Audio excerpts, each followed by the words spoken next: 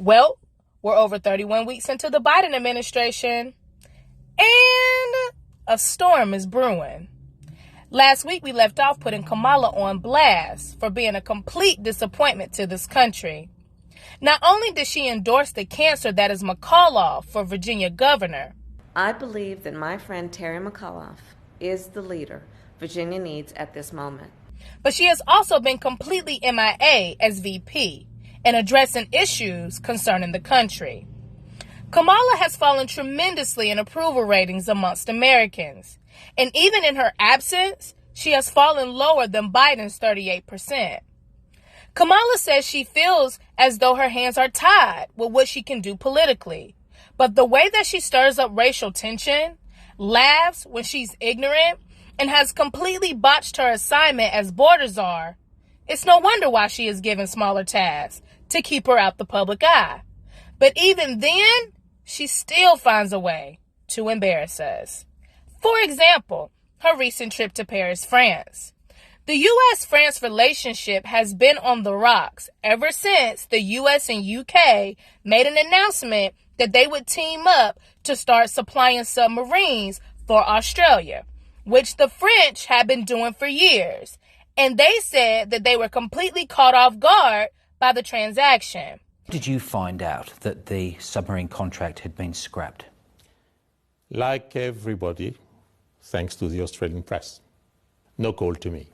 And even Biden admitted that it was a little bit messy. What we did was clumsy. It was not done with a lot of grace. But I want to make it clear, France is an extremely valued partner. So Kamala was sent to make peace and show our alliance still with the French by meeting with their president to discuss the U.S. support with their military presence in Sahel and how we are working together to combat the climate crisis. She also spoke at the Paris Peace Forum and attended a conference on Libya alongside other world leaders. And she highlighted how the U.S. and France researchers and developers are working together to fight COVID. It is also an incredible statement about the history of the relationship between France and the United States on many issues, but in particular on scientific research. Some of the most significant discoveries in science have occurred here in collaboration with French scientists, American scientists around the world. Kamala said there were no talks about the submarine disagreement, and instead she focused on being, relatable, and showed that she can walk the walk and talk the talk. We campaign with the plan. Uppercase T, uppercase P, the plan. We're expected to defend the plan. But instead came off very cringe, and even CNN came out calling Kamala and her team exasperating and dysfunctional. And talks about replacing her as VP have not gone unnoticed. The talk on the lawn is that the president is considering appointing Kamala to the Supreme Court as a way to get a new VP before the 2024 elections, as fear in the camp grows that she will end up being the downfall. So let's get this straight. Kamala has a 28% approval rating because she can't manage tasks. So appoint her to the highest court in the land so she can serve for a lifetime? Am I the only one confused? Her team has said Kamala has been sidelined and given unachievable tasks, and replied in her defense saying after a successful trip abroad, people rather focus on gossip. But is it really gossip though? Kamala is everywhere except the border, and she's doing everything except securing it. She still hasn't addressed this administration relocating the overflow all over the U.S., and hasn't mentioned why we are compensating these families for intentionally breaking the law. What kind of message does that send out? Are we going to compensate Border Patrol and their families for risking their lives? And talk about a slap in the face to those who came here legally. Are we going to Compensate them as well? Why would we be giving people who are coming here the white way money? And what is you're saying that we should give people just money who are coming through? I don't understand the question. You're giving people who immigrated here illegally money. Like I said, that's the Department of Justice. You're going to have to ask them that question. Press Secretary Jen Psaki tested positive for COVID last week and has been out quarantining. And I never thought that I would say this, y'all, but I miss Miss Circleback because her fill-in was completely clueless. I don't have anything to preview. I don't have the specifics for you right now. I don't have anything to read out for you today. I don't have anything specific for you. I just don't have anything right now to announce. I don't have anything else to share about that. I don't have a comment for you at this moment. I don't have any outreach to speak to at this moment. I don't have I don't have anything for you. I don't have any news or any schedule to share with you. I don't have anything more to read out from what I said at the podium last week. I don't have anything more. But those sentiments were very short-lived. Psaki is back, bright-eyed and bushy-tailed, and with a fresh little haircut, but still just as ignorant. Psaki was pressed on the bare shells, delayed cargo, and the ever-growing inflation, specifically the cost of gas. Look, our view is that the rise in gas prices over the long term makes it an even stronger case for doubling down our investment and our focus on clean energy options. I know. People are mesmerized by electric cars and think the concept of plug in and go is a good idea. But this is just another way for them to control us. They will not have to use a virus to shut the world down again. Simply turn off their power grid.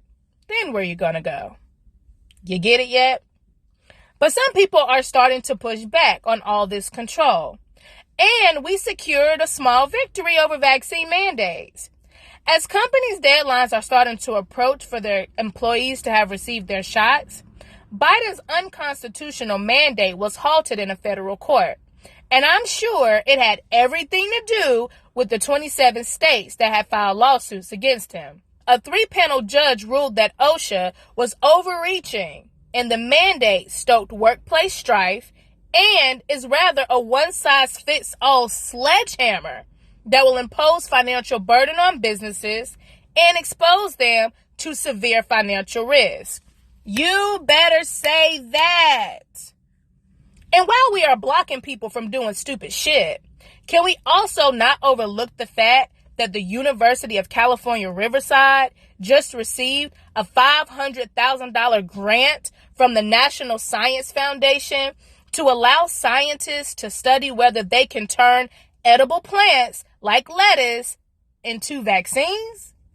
Associate Professor Juan Pablo Grado said ideally a single plant could produce enough mRNA to vaccinate a single person. Well, this explains Bill Gates' desire to own over 2% of the United States farmland. Gates owns well over 242,000 acres of farmland. I wonder if they're even going to tell us which plants are modified or not. You know how the powers that be love keeping things from us. They are even canceling the dislike button on YouTube videos. I mean, when it goes against their narrative of Biden being the most popular president and he gets more dislikes on every video than positive, I get it. Or how we should follow the science and listen to Dr. Fauci, but people clearly disagree. They must do something. Social media companies are even going as far as blocking content about Kyle Rittenhouse's case and has flagged it as a mass murder, suspending any account who claims his innocence.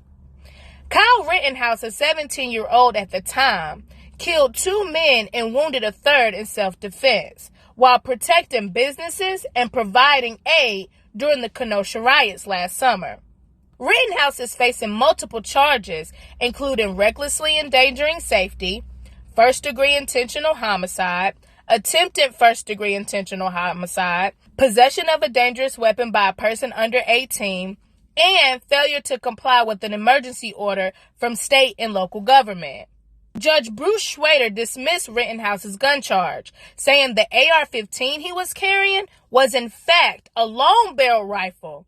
And according to Wisconsin law, the state prohibits short barrel rifles and short barrel shotguns. And although Wisconsin statute 94860 prohibits anyone under the age of 18 from being armed with a dangerous weapon, Section 94128 considers that dangerous weapon to be a firearm with a barrel of 16 inches or less. And those over the age of 16 are well within their rights to carry rifles as long as they are hunting and have a hunting permit, which Kyle has. Tricky. The people are split right down the middle with this case, as some claim his innocence and say it was clearly self-defense. Others are pointing out that he purposely disobeyed the Kenosha curfew put in place, and had he not been there, he wouldn't have had to defend himself. Period. Protesters have already started pouring into Kenosha, and about 500 Wisconsin Guard troops have been deployed there as well as we all wait for the verdict. Both sides have rested their case and have turned it over to the jury. And as Kyle begins to choose the jury that will choose his fate, I feel like a storm is brewing.